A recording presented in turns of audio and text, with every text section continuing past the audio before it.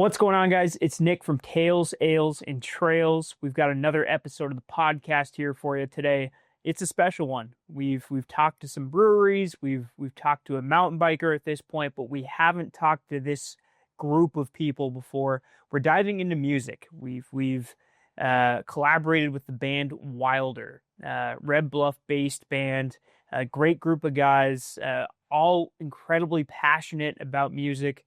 And they've all kind of come together at the right time to make something really inspiring and fun. I got the chance to see them live in Red Bluff at a show a few months ago, and the idea to do a podcast with them kind of came from there. So please enjoy this. It's a fantastic conversation about music, about kind of their journey as a band, what drives them to do what they do. We share a beer. We have a beer from Fall River Brewing, which coincidentally they actually did a release party. They played a show for the release of a new beer at Fall River a little while back. So there's a nice tie-in to the ales side of things there. But overall, fantastic conversation. Really excited to be able to talk to these guys and to be able to share this episode with you. So without further ado, please enjoy this episode with the band Wilder. Well, guys, thanks so much for having us. Like, this is such a cool space. I'm not going to lie to you. When you told me you guys had a recording space, I didn't know what to think, but this is fantastic. This is such a cool spot to be. Absolutely. Thanks, man. How are you guys doing? Doing great. Good. Yeah, good. Awesome. Hanging in there? Sweet. Yeah. Loving life. So to kind of ground the conversation we're going to have today, I feel like we got to know a little bit about each of you, your backgrounds, your musical interests, and kind of how you guys came to be. So I think I wanted to start just going around and having you guys introduce yourselves and maybe talking a little bit about kind of your musical background. So my name is Justin Gonsalves. Born and raised Red Bluff, California. I've lived a couple other places throughout my life, but came back about 20 years ago and been in bands and played music pretty much my whole life. I can credit my mom with that. She was always singing and was in choir at church and really gave me the love for music early on. So I started playing drums, actually was first, and then kind of got into guitar later in high school. And then as you guys can see in here, I try to play a bunch of different stuff. So play a lot of things, just none of them very well. But guitar is kind of my main thing now. So I play rhythm guitar in Wilder and sing. My name's Kane Gonzaric, born and raised Red Bluff. Still live in Red Bluff, grew up south of Red Bluff. Not too much band stuff, but played guitar for a really, really long time. So started when I was about 12. Had a real good friend named Ben Glaspie and got together with him. He's passed away since, but excellent guitar player. Learned with him, and his dad taught us a lot of stuff. And so had a lot of great times and experience with that. And I've always loved it. Always loved playing really heavy stuff too. So I've always been kind of more on the metal scene. And playing with Justin, Chris, and Bo has been a real game changer. Like opening my style up, what I think, the emotion of playing guitar. I play the lead electric guitar in the band, and it's been absolutely amazing. My name is Bo Frashad, and I play the drums. I started playing drums when I was about 9 years old. I learned from my dad. He would start me on a piece at a time and teach me like drum rolls, rim shots, AC/DC beats, real simple stuff to start out with first. And then I never had like informal lessons. It was just self-taught. So I learned a lot by watching, trying to copy whatever I saw or heard. So I got really good at playing by ear. And yeah, that's kind of like, that's it. Yeah. He's a stud. No, trust me, I know. Yeah. Humble. Chris Sheffield, I play bass. I'm not usually a bass player. I started playing bass 2 weeks before I joined the band. And I saw these guys playing at the Enjoy store in town. And I had maybe one or two of these. And I said, you guys need a bass player. I can play bass. And so I went and bought a bass and came over to that first practice. Yeah. But I've been playing guitar since I was probably 10. I played in bands with Ben over there and recording bands and in the Red Bluff kind of metal scene, the same kind of as Kane. Grew up playing metal and prog metal and in different bands, like super sweaty, grungy stuff. And kind of this band too has opened up my mind of what music can be, and the response I think to this band has been much different than a lot of the other bands I've been in, and it's very fun, very natural, super cool. I really want to get into that in a minute, because it really does feel like there's a lot of different music backgrounds in terms of genre, and you guys have kind of went a certain direction. I'm very fascinated about that. But I feel like we first got to say, how do you guys know each other? How did you guys come to be? So I can start that one because the band formation story is really cool. So Kane and Bo and I have known each other for 20 years. We all graduated together, same class. And I knew these guys in high school, not super well. We weren't really tight, but we were all in different bands and kind of in the music scene. But Bo was heavy in the music scene. Kane was kind of on, there's different cliques in high school. Yeah. Kane was hanging with the skaters, and I was kind of with the skateboarding. I was the BMXer guy and kind of more on the punk rocker side. And so we all knew each other, we see each other in Rayleigh's or whatever and say hi and kind of kept in touch. But in, I guess it was 2022, we had our 20-year reunion at the Enjoy store downtown. And it was small. There was, maybe 50 people there, but we were all there along with some other guys, and we all were kind of just hanging out, shooting the bull, and started talking about music. And I'm like, well, I got a place we can play. Like, because the party was kind of winding down. It was like 9 p.m. I'm like, let's go back and jam. So we went back and jammed, and there ended up like 100 people at my house till like 2 a.m. and we're just playing like Papa Roach covers here. and it was a ball, man. It was like we were in high school again, Yeah. And so then Kane and I kind of kept in touch, and we started playing a little bit. And at the time I was playing just solo gigs and just singer-songwriter stuff, acoustic. And I'm like, my wife came out, we were jamming one night, and she's like, adding a lead to that is like a game changer. And so he joined me on a couple gigs, and then I got a gig at a rodeo show here in town. And I'm like, man, you can't play a rodeo crowd without drums, So I text Bo, and I knew he was still playing a lot because he lives right across the creek, and I can hear him almost every day. And I'm like, hey man, just throwing this out there. I know you're not a country guy, but we got this gig, and Kane's gonna play lead, and would you mind coming playing drums for us? And he wrote right back, yeah, that'd be awesome. Let's do it. So this was like September of last year, and actually maybe August-ish. And the gig was in January, so we didn't have much time to practice. So this guy learned 40 songs in a couple months, and of course I'm not being a drummer like he is. I'm like, they're all easy. You'll figure them all out. And then, so we did that. It was super fun. Went over really good. Got a really good response. And then like Chris said, we kept kind of booking gigs as a three piece, and played at the Enjoy store, and he was there. And I'd known Chris for a couple years. Like, we have a tie through our wives are really good friends, and we'd been trying to hook up and jam, just hadn't worked out. But I knew he was a fantastic musician. And he was there, and he kind of came up, gave me a big old bear hug. He's like, you should let me play bass. And I'm like, do you play bass? And he's like, I'm better than your current bass player. I do not remember that, but it sounds like me. So I'm like, yeah, let's do it, man. So I text these guys. They didn't know him.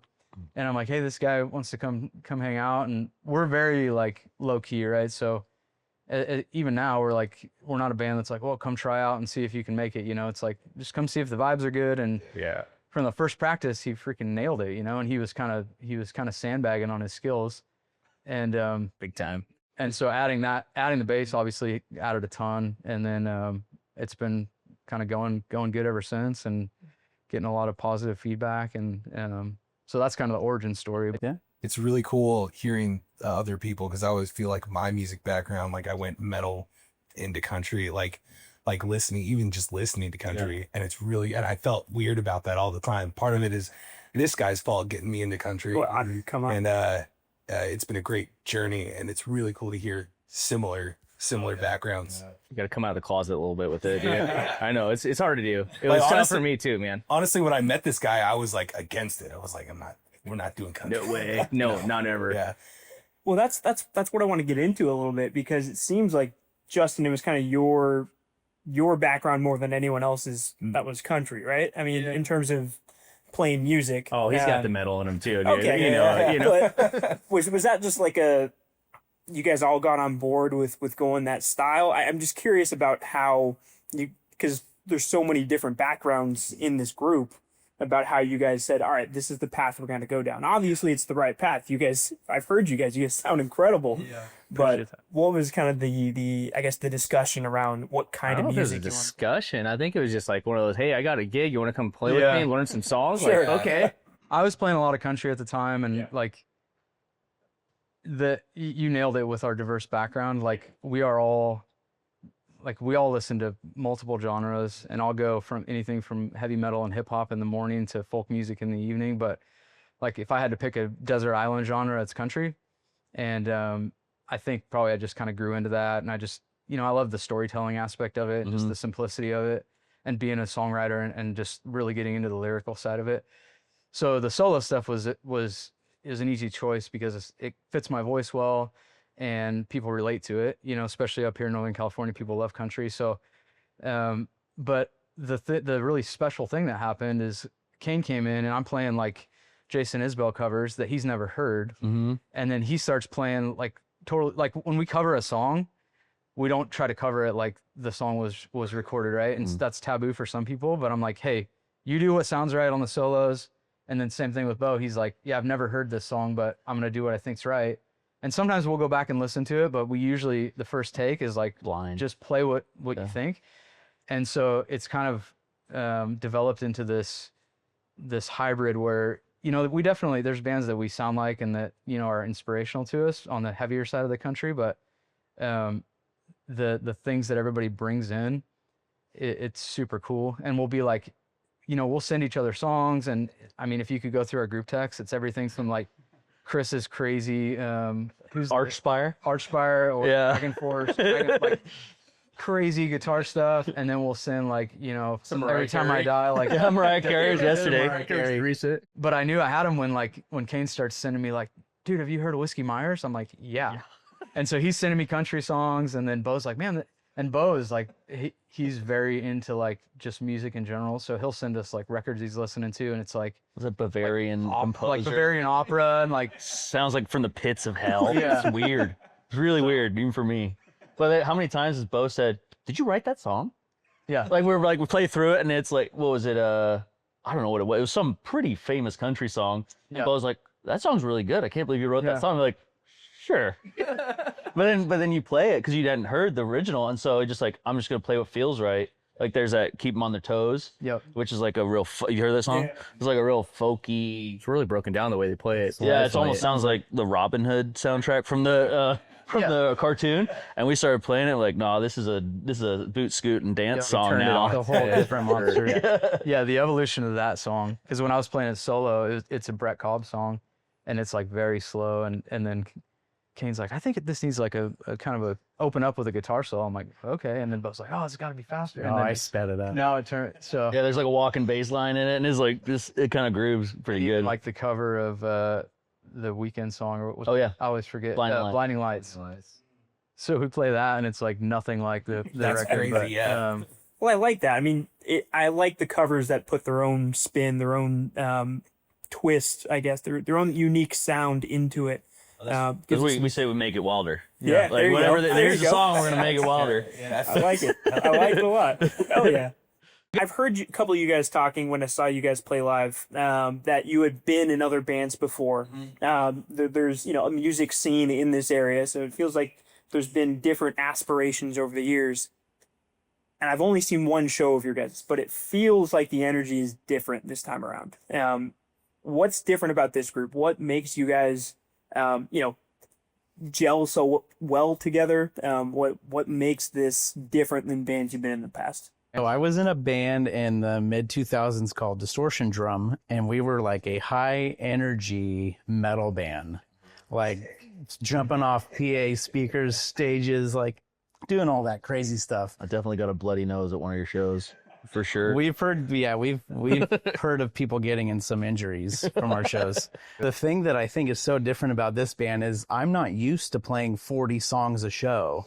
We used to put all that energy into 8 songs when I was, in my early 20s. And so that's the biggest change. I'm like, we're doing 3-hour shows now, and I have to conserve that energy, but it's so hard. I get so into it. Like I almost died at the last show.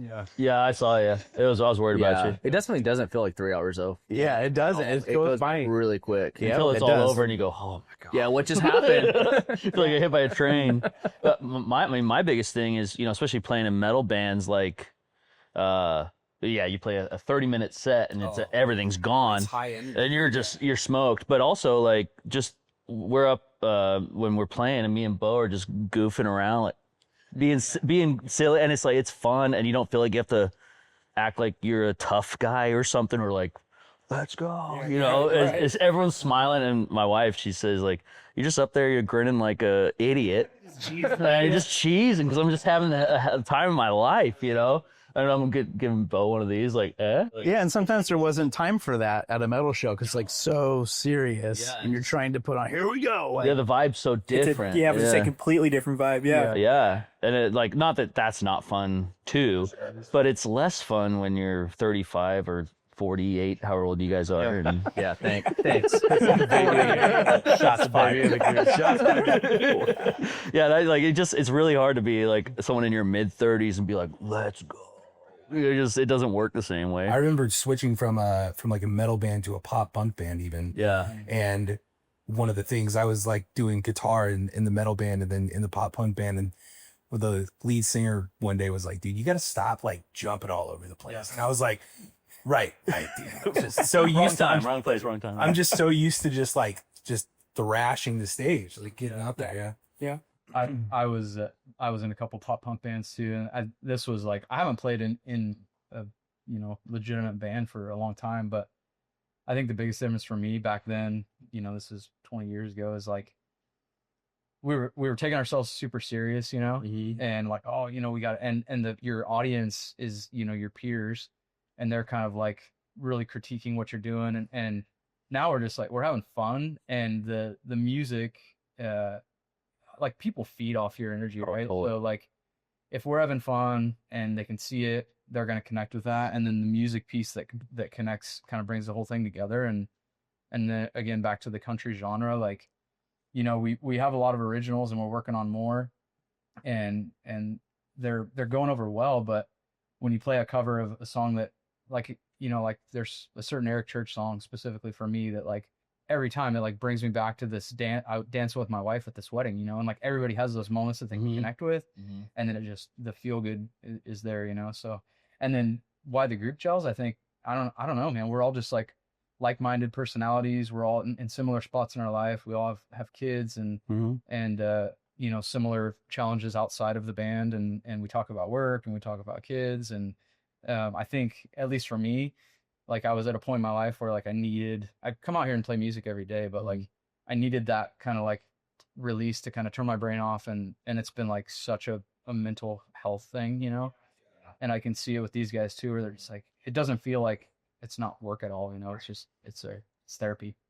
Yeah, and I will say too, like when we were 20 making metal songs, we were just trying to make stuff heavy all the time. Yeah. But now that we're older, I think we've matured enough. We're just trying to make good music. Yeah, I was going to say country feels like I'm growing up. Yeah. Like, honestly. Yeah. And I still don't. These guys share music on the group text, but I never go back and really listen to it. Yeah. So when I'm playing to these songs that these guys know, I feel like I'm writing drums to cover songs. You are. So You I are. am. Just because you are. It's the same way with me. Too. That's why especially when I go into solos, like I'm not practicing what whoever's Chris Lipton's playing or whoever that might be. It's just what that emotion is at that point in time. Like with the metal stuff too, like I'll listen to like Midland and I'll be like, ooh, I'm growing up. Like this country vibe is so nice. And then my playlist is also just sporadic. And it'll go into like Wage War or something, like a heavy metal band, and I'll be like, but I still love this. Yeah. yeah, exactly. You can't take the core out of you. Yeah, exactly. We're all the same way. And I think just writing, like I don't think I've ever. I think partially it's the kind of music because it does lend itself to there's probably 30 ways to play it right. Mm-hmm. You know, that we could have gone, you know, with like especially technical or progressive metal. There's one way to play it right, and you definitely know when you didn't. But with this, like we like you bring a song, you say, hey, I worked on this song. Plays the verse and chorus. We go, you ready? Okay. Yeah. And within 2 tries, we got the song written. Yeah. Because there's so many right ways to play it, and even songs we wrote 2 months ago, we play like today. We're like, let's do this instead, and you go, oh, okay, that works. Mm-hmm. And it just can evolve naturally. You're not tied up in the technicality of it. You're just like, that feels right. And so we could play a song almost by feel, and we just go like this. Oh yeah, that one, and we just it nails it. And like we wrote every song we've written, I don't think it's taken us more than 20 minutes. I feel like that's kind of the after test, you too. do the hard work. Yeah. Yeah, like if that part goes right, then you know you have something. Yeah, because it definitely brings out the emotion in the music. You know, we're all feeling it at the same time, and so that's the beauty of kind of what we've been doing is it's what every individual brings in that emotional response to what we're hearing at that moment. Mm-hmm. It's amazing. Yeah, you we're gotta still overthink catching it. It's on. not right. That's exactly right. We're still catching on to what we're playing in each song too. We might have the song done in 20 minutes, but over time, like it's definitely that. Oh, okay, well I'm gonna do this, or You can tell when Bo figures out what he's gonna do because it gets like exponentially louder. Yeah, We're like, oh, okay, he figured out what he wants to do. Definitely feels good. Yeah, the first time through is very Yeah. okay, and then by the 30, I'm really listening. Yeah. I really like that sentiment. We're just trying to make good music. I mean, there's something special about that. And I think people are responding to that, at least from what I've seen of you guys. I think about the show at Ease, which, by the way, awesome venue. Like, I didn't know what I was walking into, but, like, right on the water, like, it was fantastic. And I remember someone telling me, like, hey, like, just so you know, this dance floor is going to get pretty packed in like an hour. And I'm like, they're playing country. Like, it's hot outside. Who knows? Yeah. And people like respond. So I don't know. The vibe at that show was unlike anything I've ever seen from a local or, an up and coming band. What has that reception been like for you guys? What's it been like to see these people respond so positively to the stuff you're making? I can go first. Yeah. It's super humbling for me. I mean, we're all pretty humble, quiet guys, and to see the reaction and then hear some of the comments. Like some lady at the last show came up to me, and she's probably in her mid-50s, and just there by herself, and she's like, "Oh my gosh, I just love." She's like, "I've seen you guys 5 times," and I'm like, "We've only played like 6, I'm like, that's awesome. And then another guy was like, yeah, my daughter saw you at the park and she fell in love and wants to see you again. And like, I don't know, for me, like to think about, like, I write these songs and we write the final versions together. And then like, it's super powerful to have something that you create connect with somebody. And then to see, like, a lot of the people at the East show, I've known for 20 years, they're people we went to high school with, they're friends and family. And to see them having a good time, and like a guy that I work with out there dancing with his wife, and you can see like they're having an awesome night, Mm-hmm. and it's really, really cool. Like, and I would use this opportunity for anybody that's listening to just say thank you for that, because it's given us a lot of motivation to keep it going. And I mean, it's to be able to maybe make somebody's day that just a little bit better is really neat. So, well, and also just like with the sort of being relatively selective on where we play, like, my daughter, she's in high competition for biggest fan. She made the first ever Wilder shirt with a marker, and nailed it too. She's just so like, and playing not only the kind of music where you can bring your family and the kids and your kids, and they're playing, and we're only like, I'm not interested in playing at 1 a.m. at a dive bar anymore. Yeah. I don't want to do that. I want to go to play a show that's a community event where like your parents, my wife's parents, and our kids are all having as good a time. And, we're not getting bloody noses in the pit and all that stuff. Those are good times then. It was a time and a place, but no, that part of it where it does feel like, especially at Ease, which is kind of like our home base. It was the first place we played all together. It's kind of like home base, and that venue is just matches our vibe very well because the kids are playing, everyone's having a good time. It's 100, was it 110 degrees or something? Yeah, it's hot. And everyone just It was a hot showed the one. hell up, you know. Everyone, I think that there was more sweat that day than Oh yeah. Oh yeah, everyone was just bad. gross, but everyone was smiling, you know. Yeah, they're having a great time. The- Yeah. And the crowd definitely picks up on our vibe too. So when we start grooving, like when we get in that good groove, usually about halfway through our set, and we start smiling and kicking around and doing all the fun stuff. Yeah, that's I've been told that a few times. Like, man, I love it when you guys start like doing all that eye contact and playing with each other really well. Yeah. I always give Kane crap for not smiling enough. And Once the sun goes down, he's I know all he's over it. thinking, dude, you're playing G and D chords, and I'm playing this crazy solo. Like, I need to focus. You know, you can go dance around and have fun. Yeah, he's like sorry. Yeah, sorry. After the third solo in the same song, yeah. You can tell when he's on a heater. Like Chris and I look at each other, and I'm like, Oh, he he's ain't, on, he he's ain't with locked. us right now. Like He's locked in. I just kind of roll back, and he's just He's in the zone. Yeah, except when the red light's on, that's where I'm home. Gotta kick the mood lights on. Usually Yeah. when I see a live band, I usually give the lead guitarist a little more when they're just like look really laser focused. I'm like, focus. Let him do Got his it. thing. You got it. Depends on what level I'm with my beers. I'm like a 1.7 or like a 2.3, which is a scale I can't talk about right now. 3-beer Kane is locked in. Is he one eye in it?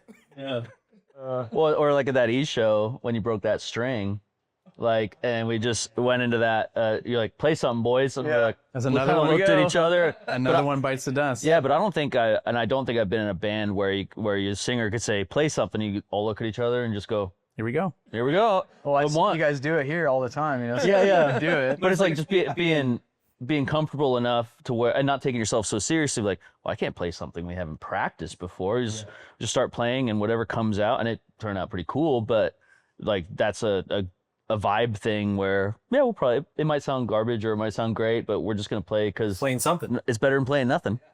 I didn't tell you guys this either, but I was digging around in the trailer looking for my other guitar, and I'm like, that sounds pretty damn good. I'm just gonna like take my time here. Drag it out. You see him at the trailer door? He's just in his grease. We kind of got going there for a minute. Yeah. I'll let you go. There was a guy at that show. I don't know if you guys know him. Larry? But he kept asking for a cover. Yeah, I brought Larry. He kept asking for a cover, and I was like, they have to know this guy because they would be really upset by now if they didn't know this guy. Take the shots. Bob Seger. You want to I was right. It was Bob Seger. Yeah. But we actually recorded that whole show, and I listened back to that because because it helped me remember the songs. So we only practice once every week or so, and every time I hear Bob Seger, turn the page, and I'm like. That guy's stoked. Yeah. That guy's not being a jerk. He's not like he's stoked. He just really wants this one song, but he wants to hear us play that song. Yeah. But then there's also times in there where he's like, "You guys are awesome. You guys are great." Yeah. So I'm like, there's no hate at all on that. I was laughing. He brought us out, like we're setting up for the show like 2 hours before the start, and he comes out with 6 whiskey shots. And I'm like, this guy's trying to go hard, dude. And you probably saw them. They all set up in the bar. We never drank them, but 6.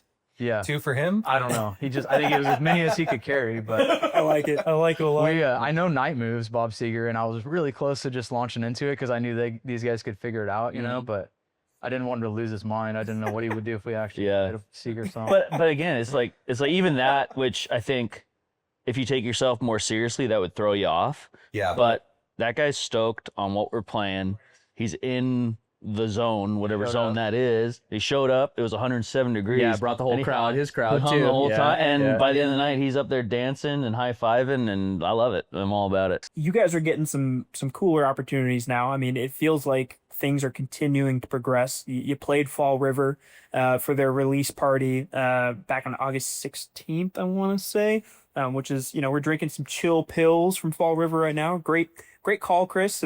These are tasty beers. Yeah, it's good. It's exciting to be able to, start to progress in terms of the kinds of shows you guys are doing. I think you're playing an Oktoberfest show coming up here in a little while. I guess maybe this is an opportunity to talk about where you want to take things. Like, what's the long-term goal for Wilder? Who wants to take that one? You're in charge, bro. We're just hanging out. Yeah, I mean, we're just kind of taking it as it comes. I think, we've had a lot of conversations on like, what do we want to do and how much time and effort do we want to put into this? And you know, we're, besides Chris, the baby of the group, we're all in our 40s, and like we got pretty serious jobs, we got families, and so we're trying to keep it, you know, one show-ish a month now. Sometimes we do two. And that's a good balance because, you know, after that Fall River show, man, we were smoked the next day, and like it's a lot of energy expended, you know. So kind of our goal, and we have picked up some good stuff, and it's been super fun, and we're fortunate enough that we get a lot of people reaching out like, can you play here, can you play here, and I'd love to take all the opportunities because, you know, it's good for exposure and growth, and makes us tighter, but we don't want to overplay the area either. I would rather play one show a month and have people be excited to come than play the same place 3 times a month and be like, oh, it's them again, which that's fine if, you know, if that's your thing. But for us, we kind of want to build the suspense and have everybody excited about, you know, the show. So, yeah, we're playing the Tackle Box in Chico in November. Excited about that one. That'll be our first time playing down there. Talked to the Commons, talked to the Barn, a couple bigger venues down in Chico. We played the Park in Reading, which was super fun. That was awesome. And Todd up there's been trying to get us back for a little bit now. And our goal, I think, going into 2026, we have a couple shows booked out, but try to stick to that 12 to 15 shows for the year, like keep it manageable, and throw in, you know, a couple a month when it makes sense, and try to pick venues that ideally have their own sound, because that's a huge thing. Yeah, a lot. So much work. So that helps, and we like playing outdoors if we can. Yeah, we're a little loud. We are loud, which we're unapologetically loud. Especially when Bo's feeling. Yeah. Oh, and both feeling. I can't help it. No, it's good. I love it. We love it. Yeah. I love what you said earlier when you're like, I need a drummer. You're like, I hear it. Yeah. It's right there. Earshot. That's my guy. Like if I crank my amp loud enough, we could probably play across the creek. You guys were already jamming. You guys Yeah. don't know. Yeah. But yeah, we're trying to, we're looking at next year and seeing kind of what's available, but maybe some bigger, you know, there's some kind of local festival type stuff that we'd like to get into, and outdoor events. The indoor stuff is cool if it's big enough, but we've played a couple small venues where like, this sounds bad, but we don't want to like go mid tempo. Like we want to go all out, or like maybe like a real intimate acoustic thing. But that's kind of my take on it, and just see where it goes. Yeah, but the one show a month, like there's a very cool feeling in playing shows, but there's another piece of the creative sort of itch that you scratch, writing and learning songs, and playing, like, just with our schedules, playing one show a month gives us maybe 2 practices, 3 if we're really lucky, to actually, you know, we can learn 3 or 4 songs in a 3-hour practice, or write a song there. But that's like the other side of the musical fulfillment, you could say, is the writing and learning new songs. There's nothing, I wouldn't want to get to a point where we're playing so much that we don't have an opportunity to learn new songs. We just play the same, 45 songs for the next 3 years because we're playing so many shows. Man, we burn ourselves out. And super good point. Yeah, it gives us time to kind of grow the set list or change out songs and have a bigger repertoire to go off of. You only have so much time, like now, at this stage of your life, because like back in your early 20s, you got all the time in the world. All we did. So here now, you're like selective what to use your time for. And yeah, most important part is like, just like what you said earlier, was just kind of, no matter what I'm doing, I come here every day. Yeah. And do that therapeutic, just like jam, even if it's by yourself. Yep. Oh, totally. That time set aside, I feel, is super important. Yeah, that's a great point. Well, yeah, and for us, it's like, if we can practice, or I can go see my kid play soccer, no offense to you guys. Yeah. Like, and we all know that, and we all feel the same way. It's like, well, we know the song's pretty good. We can skip a practice if we're going to go to the soccer game, and we're all on the same page. So, okay, we'll reschedule. No big. Yeah, that's kind of a standing rule, is like, you know, family first. And if you got to take a family day, then you do that. And thanks to our families too for being supportive of this. Like, it's really cool. And I, you know, I know my kids are into it, and they like seeing the band too, but to see all these guys' kids show up at the shows and got their headphones on, and and his daughter knows all the words, like, to even the originals and everything. It's really she's close to number one, but I think she's in the running by far. Between her and Larry, I think it's like. Good old Larry. And you guys all talked about it. I mean, there's such and we're experiencing it too, where we're, have something that is getting a little bit of traction. And it's like, how much time do we actually have to put into this while still maintaining the rest of what we have to do on a day-to-day basis? I mean, we all got families, we all have 9 to 5s. We're really passionate about this other thing we're doing, but like, how much time And effort, can you put into it? Like, there's a real challenge there, and it seems like you guys are balancing it really well. But I gotta imagine, there are times where it's like, man, like this is really taking a toll on other parts of your life, or a little bit of that. Have you felt some of those challenges? It's kind of the opposite for me. I mean, I think going to work is a problem. If I could just solve that problem. There you go. So we all have that problem, dude. Yeah. So yeah, like definitely, I think I compartmentalize it a lot in my head, and I'd save a lot of space and time for this. And like, it's priority when it's time to do this. Right. That's what I focus on. And definitely in being at our rehearsals or practices, that's a space.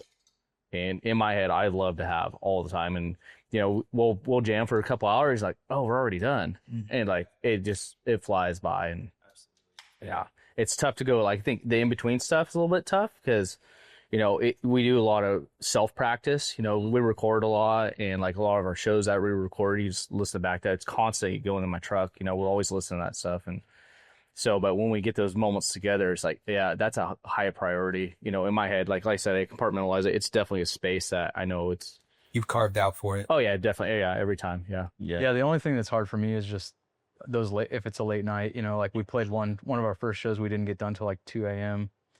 and then That's late. And then trying to show up the next day for the Sunday family day, like, and my wife's totally understanding. She's like, hey, just lay on the couch. And I'm like, no, but yeah, like Kane said, it's almost like, it definitely doesn't feel like work or a job. And I'm sure you guys are up here on a Saturday, just for that reason, like it's fun. We're chilling, yeah. And we try to find, like Kane said, with technology, we can send recordings back and forth.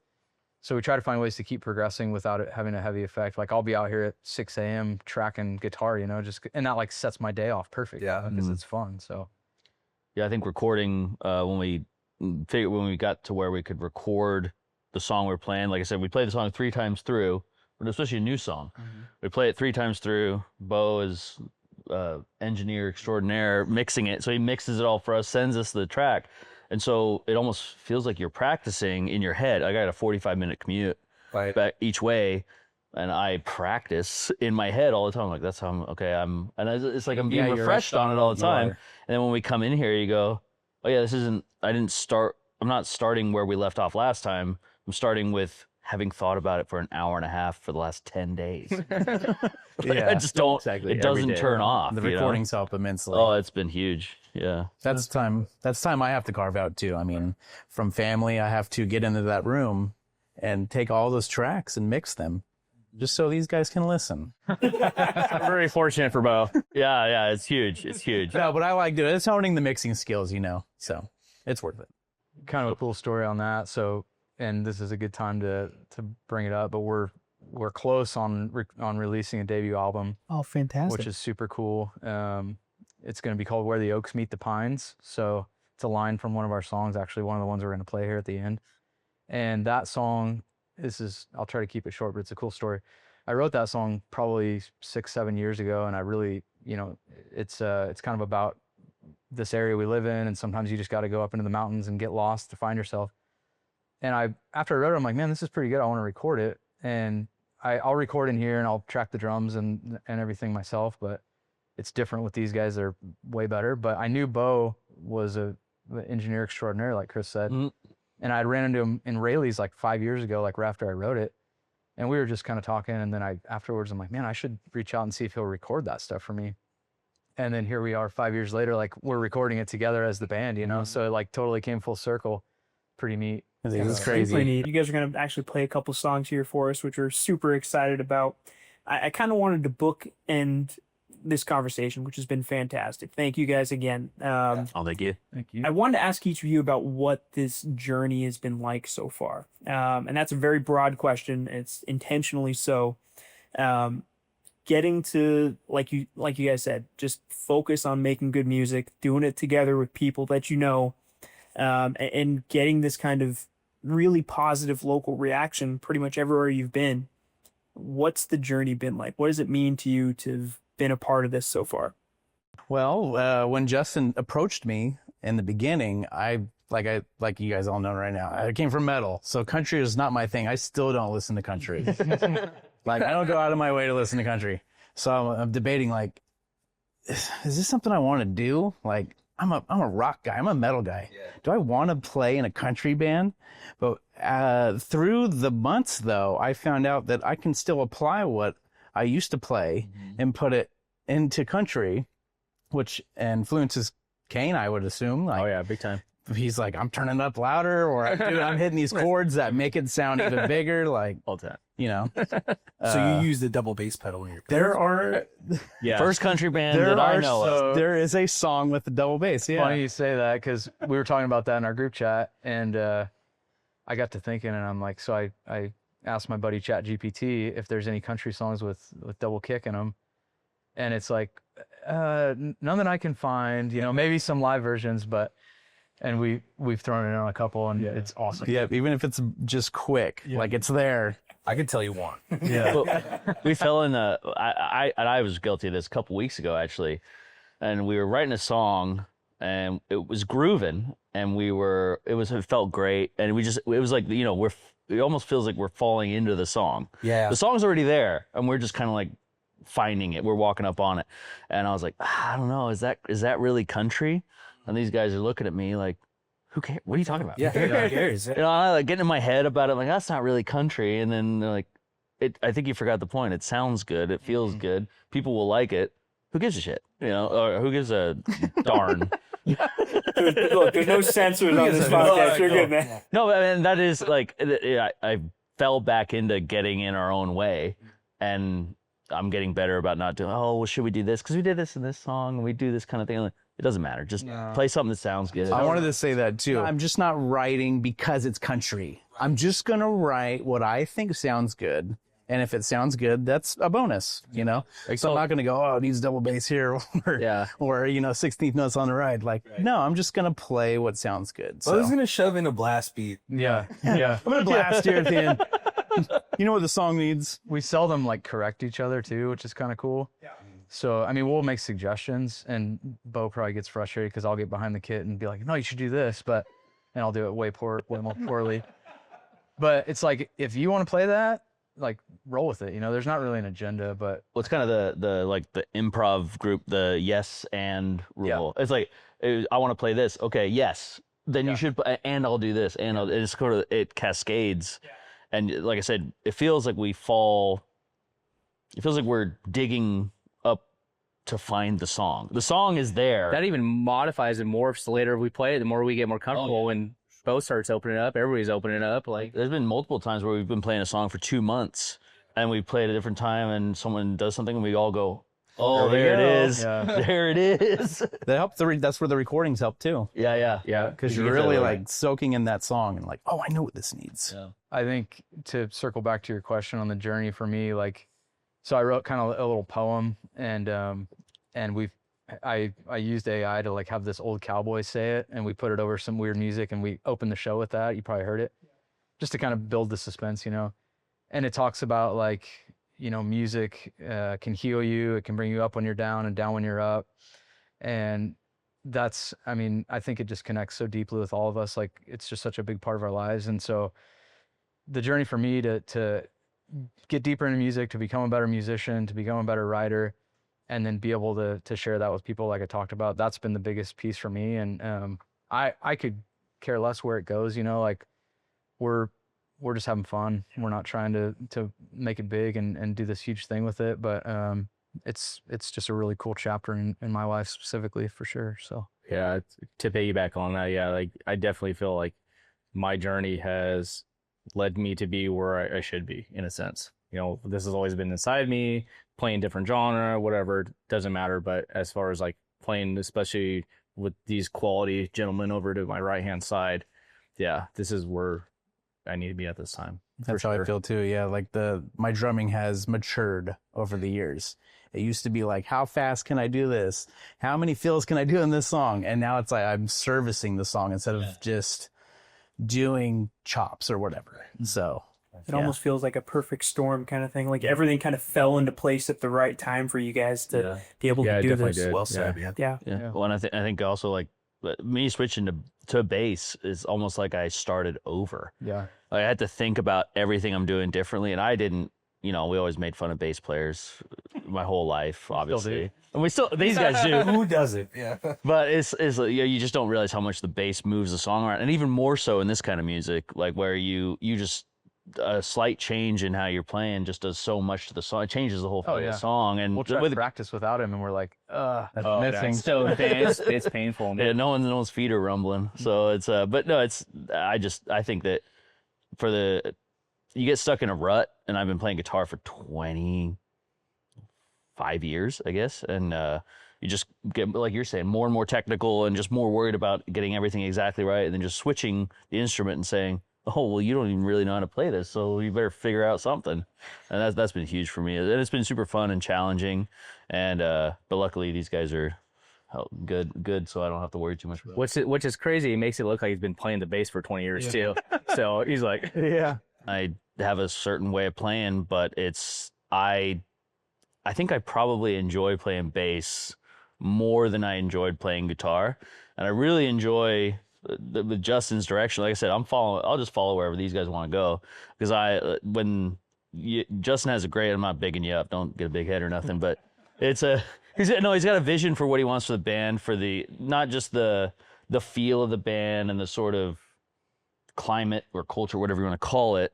He goes, we want to do this song, and he's like, this fits. And then I'll think of a song, like, we want to do this song, and he goes, I don't think that fits. And I think about it for a second. I'm like, yeah, you're right. That's not it. We'll try it. We'll try. He always says, we'll try. He's very nice. But like, you've got to bring me like Led Zeppelin songs that I can't sing. Or they sent me a Mariah Carey song yesterday. I'm like, guys, I would love to see you guys do a Mariah Carey song. But the aesthetic of the band, I think Justin has a good vision for that. And like, we're just, following, like I said, we'll follow what he has laid out. And I think you got a good eye for what we should be doing. And, even something as simple as putting twinkle lights on the drums at our first show is like, it changed the whole. My wife missed them the last show. Yeah. She was like, you didn't put the lights on them. Like, yeah, I'll put them on next time. Very little things. Before we let you guys, start shredding, can you tell us a little bit about what you're going to play? So the first one we're going to play is called Get Lost, and that's where the line from the album title comes from. And so the idea is I've never been a very like spontaneous type of guy, and so the opening line is, what if I woke up and told you, baby, let's get lost? And if you've been to our shows, you hear me rant and rave about Northern California. I've been fortunate enough to travel all over the world for work and pleasure, and every time I come back, I just love this place. And yeah, we got our politic issues, and we got, everybody's got something, but the fact that we can drive 30 minutes that way, or 30 minutes that way, or 30 minutes that way, and get lost, and kind of recenter yourself, especially nowadays with so many distractions. It's just an awesome thing. And so that song centers around that, and it talks about, specifically, I wrote it when we were driving out one night, and had the kids in the back, and there's a line that says, kids in the back with the windows down singing along to Sinners Like Me, which is a thing that actually happened. So we're listening to Eric Church. And I'm like, this is what it's about, like no cell phones, no TV, just like looking at the sunset, enjoying the evening. And so that's what that one's about. The second one we're going to play is called Rebar. And we wrote that one as a band more recently. And the title's kind of weird, but I was down in Mexico a couple months ago for vacation. And I was driving around in the golf cart, and you guys have probably seen it, but like when you're in a place, especially a place like that that's a little more a little less developed, there's a huge juxtaposition between like the extreme poverty, and then you got these $1 million homes right on the beach. and there's always a couple that that are like halfway done, right? So the rebar reference is like, I saw some pillars that were kind of half built, and they always build the rebar to the top. So the rebar's sticking out, the pillars are half built, and who knows how long this house has been under construction. But I just kind of had this vision of like, you know, a wealthy couple that has got it all, and they're like, well, we don't have a house in Baja, Mexico, so we need to build something down there. And but then just never finishes it for whatever reason. And so the kind of the purpose of the song, or I guess the message is like, don't start what you can't finish. And the chorus is don't start if you can't finish it. Don't break ground on land that you don't own.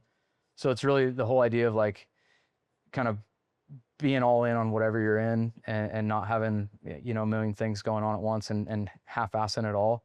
And really it ties into the money piece too. Like, you know, you can have all the money in the world, but it's not really, at the end of the day, that's not what's going to make you happy, you know? So, and then we just picked rebar as the title because it was the first line in the song. So I'm rusted out rebar. Yeah, all the songs start with, you know, the one that goes do da dee da dee. Yeah. Oh yeah. We got to think of a name because it's so cumbersome. But that I'll give the band chops on that one, because I wrote it just acoustically down there, and it was pretty basic, you know, and brought it up, and literally the first time we played through it, we're just like, whoa, like that is cool. That was one of those ones that I've been listening to it on the recording that he made for 3 weeks before we actually played it, and I was like, I know what I'm doing here.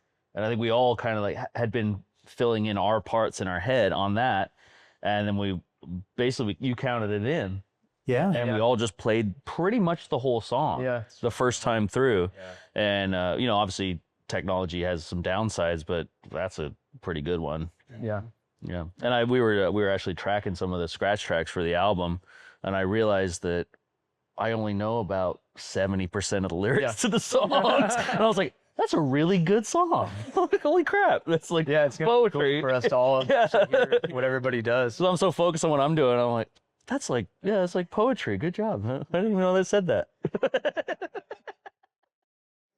What if I woke up and told you, baby, let's get lost?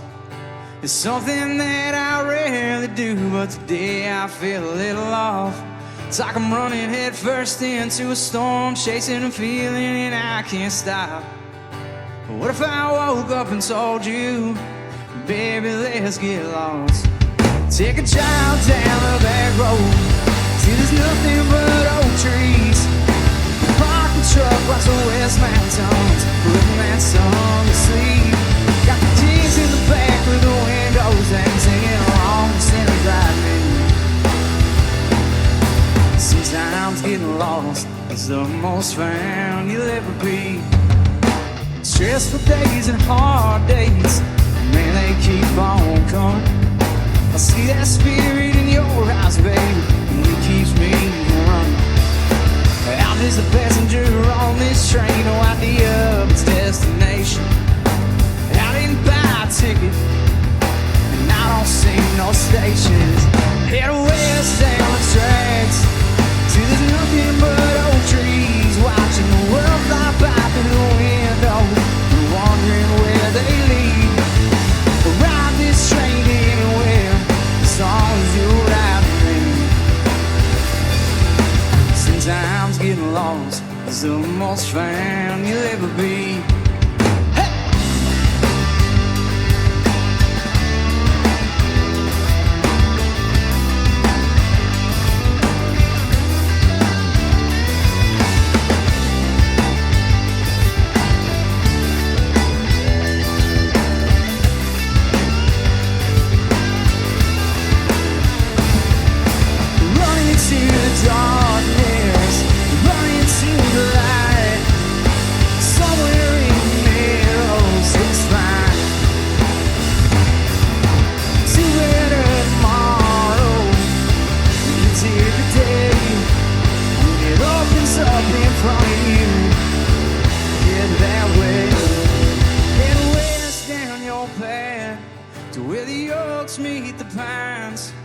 Where the pines meet the redwoods, where the stars have room to shine, where the redwoods meet the sand, where the sand turns into sea.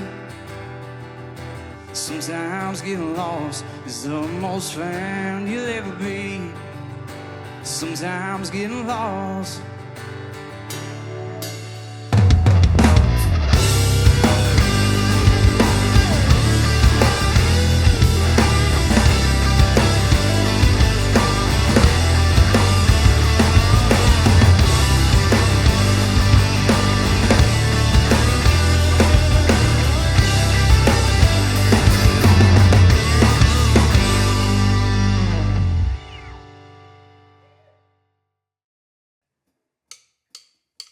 I'm rusted out rebar out in the heat, sticking out of a concrete pillar by the beach. It started years ago, and I got left. Didn't run out of money, run out of time with a $600 bottle of wine. So they go in the air, and on their breath. So don't stop.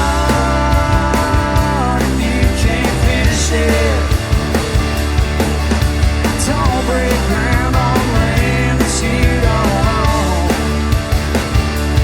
You can try to hand deliver it.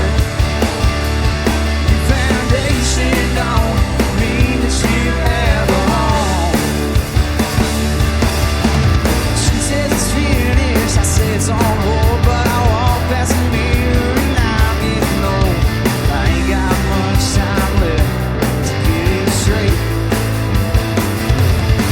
Now year after year, all it does is degrade. The foundation's crumbling, the paint starts to fade.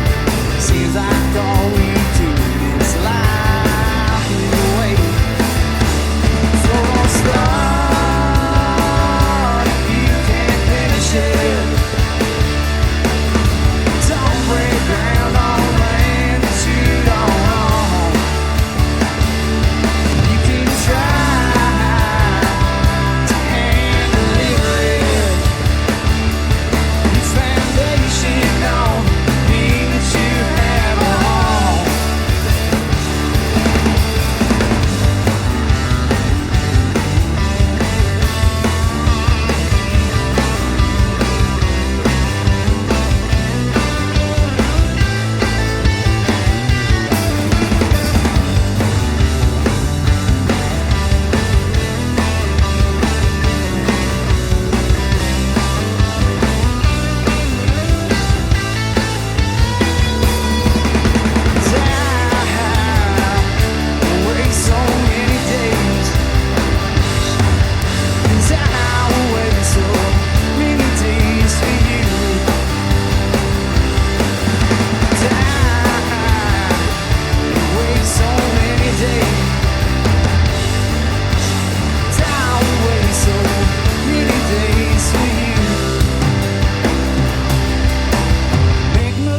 Said, son, you should know you can do what you want, but you're not in control.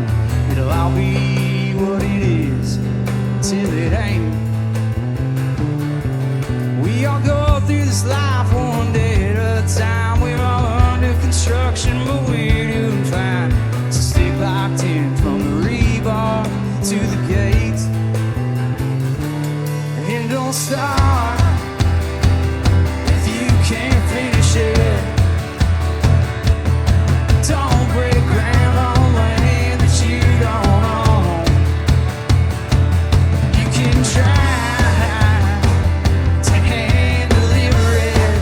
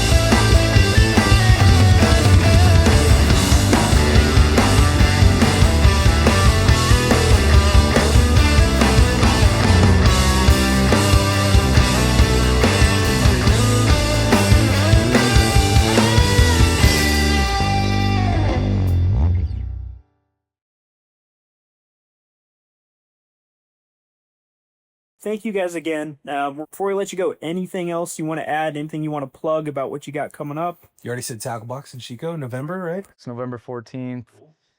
We got two shows in October. We're playing on the 4th up in Palo Cedro that's the Oktoberfest event. It's a fundraiser event for the Palo Cedro Youth Soccer League, right? Yep. So that'll be a ticketed event, but hopefully it does good for them. And then we're playing at the end of the month in Enjoy here in town.